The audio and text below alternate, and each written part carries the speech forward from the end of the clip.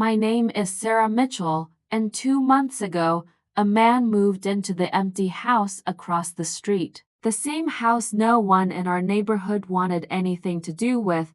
People whispered about it for years. Strange noises, lights turning on by themselves, doors opening in the middle of the night. But when Daniel Hayes moved in, everyone suddenly stopped talking. Maybe because Daniel was charming. Maybe because he smiled at everyone. Maybe because he looked harmless. But I knew something was off the first night I saw him. It was 1:17 a.m. I was closing my curtains when I noticed Daniel standing in his window, not moving, not blinking, just staring directly at my house. For a full minute, I told myself he couldn't see me. My lights were off, and my curtains were barely open. But he lifted his hand and waved, slow, deliberate, like he knew I was watching. I stepped back so fast I tripped over my shoe. When I looked up again, he was gone. I barely slept after that. The next morning, I convinced myself I was overreacting. Maybe he was just awkward. Maybe he didn't realize how creepy he looked at night. But then something else happened. As I was leaving for work, I saw a small envelope on my porch. No stamp, no name, just a single handwritten line. You should lock your back door. My heart dropped. Who knew my back door was unlocked? I looked up across the street. Daniel was standing in his driveway, staring, smiling. I forced myself not to react, not to show fear, but inside, something was screaming. He has been watching me, and he wants me to know it. What I didn't know then was that the envelope was only the first warning. The real nightmare hadn't even started. All day at work, I couldn't focus on anything except that envelope, the handwriting, the message, the timing. Someone didn't just walk up to my door by accident. Someone knew my back door was unlocked, which meant they had been close enough to check it, close enough to reach for the handle, close enough to enter. On my lunch break, my coworker Lisa asked why I looked pale. I wanted to tell her everything, but something stopped me. Saying it out loud would make it real, and I wasn't ready for that yet. Not then. When I came home around 6:30, the neighborhood was quiet. Too quiet. Kids usually played outside, but the street felt strangely empty, like everyone had decided to stay indoors. I stepped onto my porch and froze. Another envelope, same handwriting, same blank exterior. My hands trembled as I opened it. This one said, "You walk to your car at 8:12 am today. Wear a coat tomorrow. It's going to be cold." I felt the blood drain from my face. Who notices the exact minute I leave my house? Who cares whether I wear a coat? Only someone watching me, studying me, tracking me. I looked across the street. Daniel's blinds were half open. A shadow moved behind them, slow and deliberate, like someone pacing. I went inside and locked every door and window. For the first time in my life, I checked the closets, the basement, the attic. Anything that could hide someone. Nothing. Still, my instinct screamed, "You're not alone." Later that night, while making dinner, I heard a soft tapping on my kitchen window, not a knock, more like a fingernail. Gently brushing the glass, I dropped the spoon in my hand and spun around. Through the thin curtain, I saw the outline of a figure, tall, still, inches from the window. My breath hitched. I didn't move. I didn't speak. I just watched the shape behind the curtain remain perfectly motionless. Then the phone rang. The figure vanished instantly, like it evaporated. I nearly collapsed rushing to the phone. It was my neighbor, Mrs. Green. She lived 2 houses down and rarely called unless something was wrong. "Sarah, honey, is everything all right?" she asked softly. "No," I whispered. "What's going on?" She hesitated. I don't want to scare you, but I think you should know. The man who moved in across from you. Daniel? My stomach clenched. Yes? I saw him behind your house about 20 minutes ago. I gripped the phone tighter. Behind my house. Are you sure? Honey, she breathed. I'm old, not blind. My mouth felt dry. What was he doing? Another pause. I think he was watching your bedroom window. My chest tightened with panic. I thanked her and hung up, trying not to shake. I closed every curtain in the house, checked every lock again, and sat in silence, listening for any sound. That's when I heard something, a soft hum, faint, mechanical, coming from outside my living room window. I pushed the curtain aside an inch. My heart stopped. A small drone hovered just outside the glass. A tiny red camera light blinked on its front, recording, watching, searching. I stepped back, horrified, my voice barely a whisper. What do you want from me? The drone suddenly rose higher, then zipped across the street straight toward Daniel's house. It disappeared through his open garage door like it belonged there. I staggered backward, dizzy. The notes, the staring, the tapping, the drone. He wasn't just watching me, he was documenting me. I had a sinking feeling in my gut, one I couldn't shake no matter how I tried. I wasn't just being observed, I was being studied, and whatever Daniel wanted, he wasn't done, not even close. I got home that night exhausted, still shaken from what happened at the store. All I wanted was to take a shower, eat something simple, and pretend my life wasn't falling apart over a neighbor who wouldn't leave me alone. But the moment I stepped inside my house, I felt it, a shift in the air, a heaviness, like someone had been here. Max, my dog, usually runs to me at the door, tail wagging, nails clicking on the floor. Not tonight, Max. I called. Silence. My stomach twisted. I checked his usual spots: the couch, the hallway, the kitchen. Nothing. Then I saw it, the basement door, wide open. Why would Max go down there? Why would anyone go down there? I never even used the basement except for storage. The door stayed closed always. I took a deep breath and grabbed the nearest thing I could use as a weapon, a heavy metal flashlight. I clicked the light on. Max? I whispered, stepping down each creaking step slowly. Halfway down, the smell hit me, cold, damp, like old earth and metal. My beam scanned across the concrete floor, and there he was, Max, curled up in the corner, whimpering, staring at something behind the stack of boxes.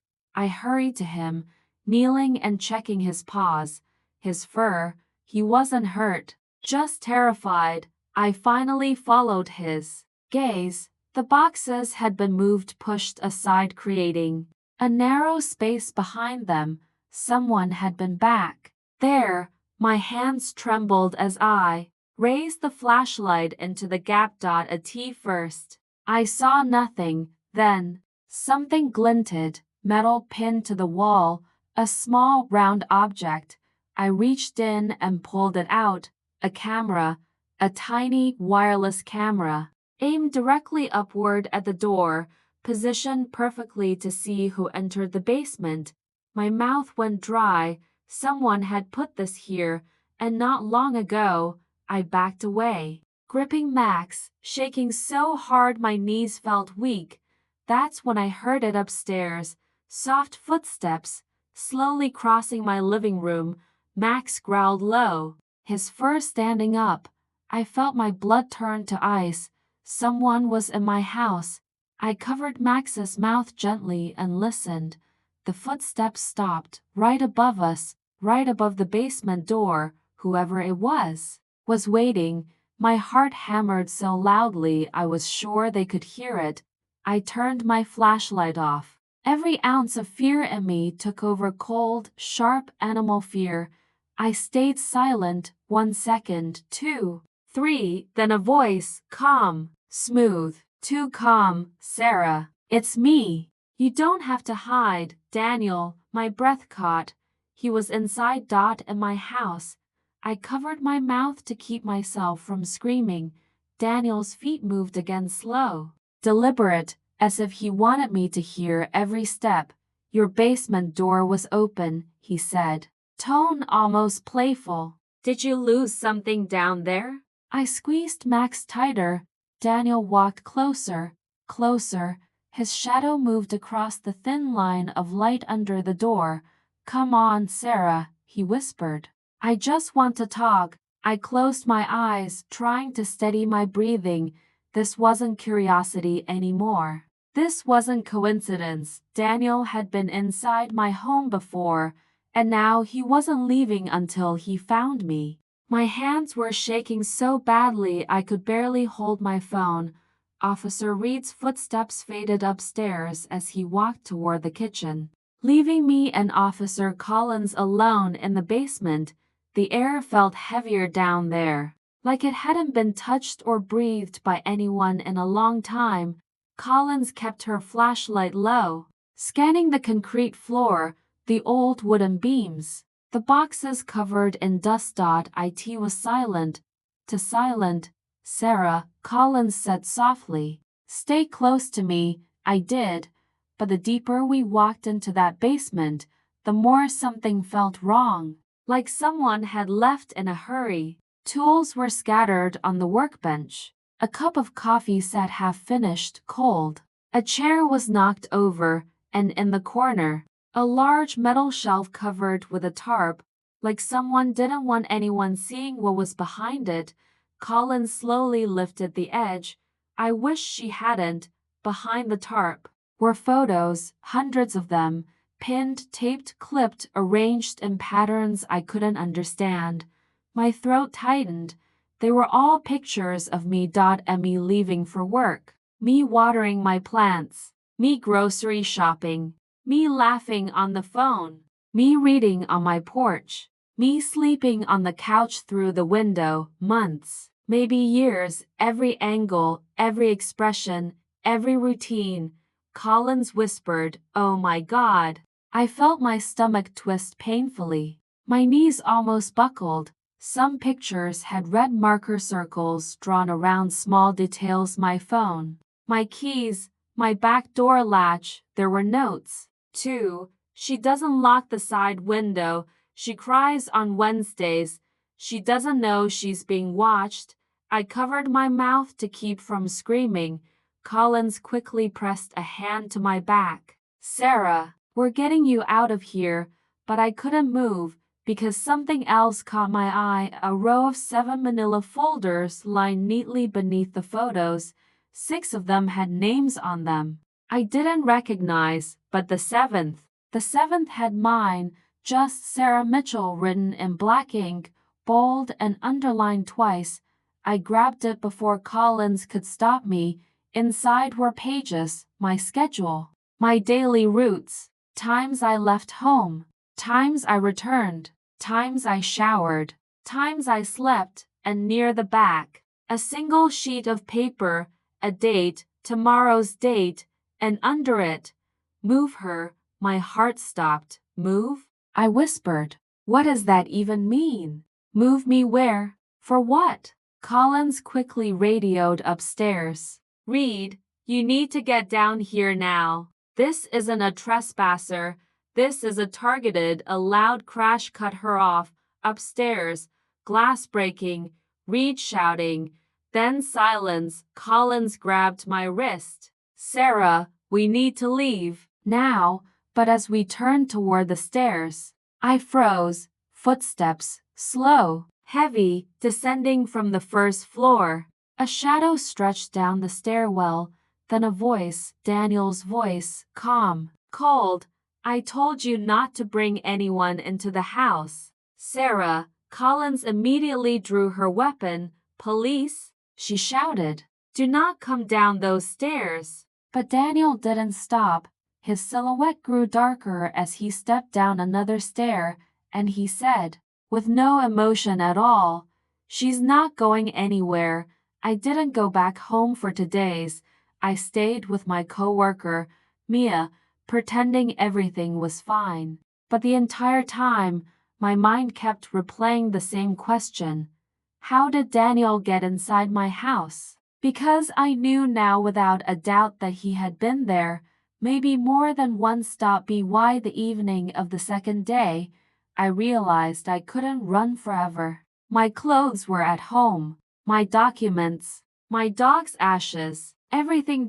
So I drove back, slowly, cautiously, my heart pounding the entire way. As I turned onto my street, I felt a wave of nausea. Daniel's truck wasn't in his driveway. A normal person would take that as a good sign, but with him, it terrified me even more. I pulled into my driveway, grabbed my keys, and hurried to the front door, checking over my shoulder every few seconds. When I stepped inside, the house felt cold, too cold, and quiet in a way that made my ears ring. Just grab your stuff and get out, I whispered to myself. I went upstairs first. Heading for my bedroom, my suitcase was still under the bed where I left it. I reached down to pull it out and froze. There was something taped to the top of it, a note. I swallowed hard before peeling it off. You left in a hurry. Don't forget what matters. My hands shook. I staggered backward, hitting the dresser. He had been in my bedroom, near my bed, touching my things. A sickening wave of panic surged through me. I grabbed the suitcase and rushed downstairs. That's when I saw it. My living room window, open, just a crack, just enough. My breathing quickened.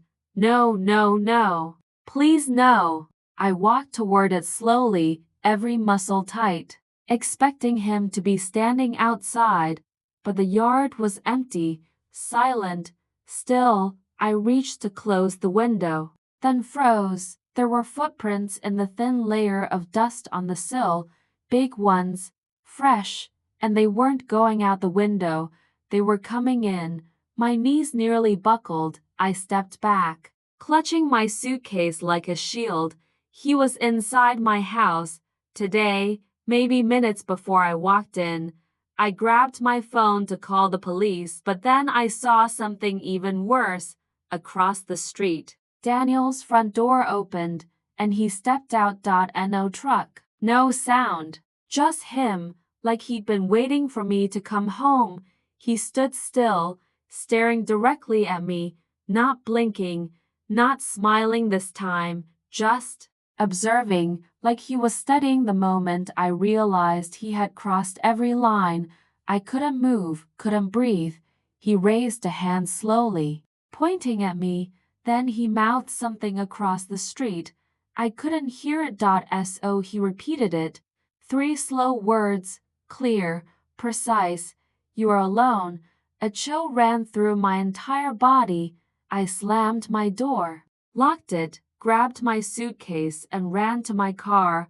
I didn't even look back as I sped away, but as I reached the end of the street, my phone buzzed, a text from an unknown number. I opened it with trembling hands. It was a photo taken from inside my house, from behind me, sent just seconds before I fled. My stomach twisted violently when I read the message attached. You won't get far. I don't know how long I stood in that basement, staring at the photos pinned to the wall, pictures of me, taken from angles I never noticed, from windows I thought were closed, from places so close he must have been only feet away.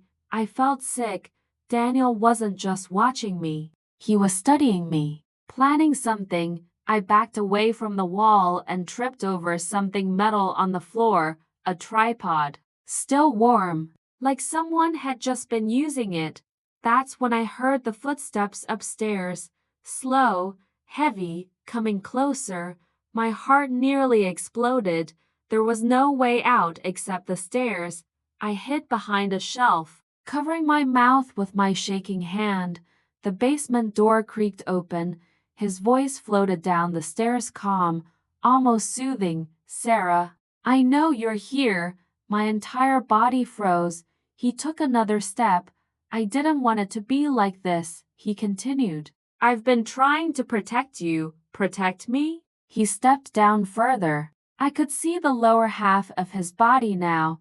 You were supposed to trust me, he said. You were supposed to see that I'm the only one who cares what's coming. Coming? What was he talking about? He reached the bottom of the stairs and turned toward the spot where I hid. I only had one choice: run. I bolted out from behind the shelves, pushing past him with all the strength I had. He stumbled, hitting the staircase rail. I sprinted up the stairs and slammed the door behind me, locking it. My hands were shaking so hard I barely managed to get the key in. He laughed softly from the other side of the door, not angry, not frustrated, almost relieved. It's too late, Sarah. They're already here. My blood turned to ice. I looked out the front window and froze. 2 black SUVs pulled up outside Daniel's house. Men in suits stepped out. Not police, not neighbors, people who looked like they had one job.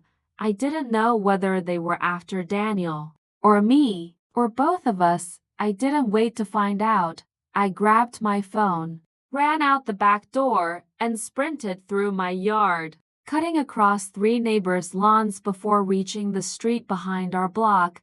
I didn't stop until I was 3 miles away, hiding behind a gas station dumpster, shaking uncontrollably. I called 911. 20 minutes later, patrol cars swarmed the street, but Daniel was gone. His house was empty, his car missing, every photo removed, every piece of evidence wiped like he had vanished into thin air. The only thing the police found was a single piece of paper taped to one of the basement walls. 6 words handwritten, my name, and the message: "You were never supposed to know."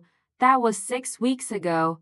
I moved out the next day. I changed my number, quit my job, left town, but 2 nights ago, something happened that made my stomach drop again. A package arrived at my new apartment. No return address. Inside was a key, a single house key, and a note. Your back door was unlocked again, and this time, it wasn't Daniel's handwriting.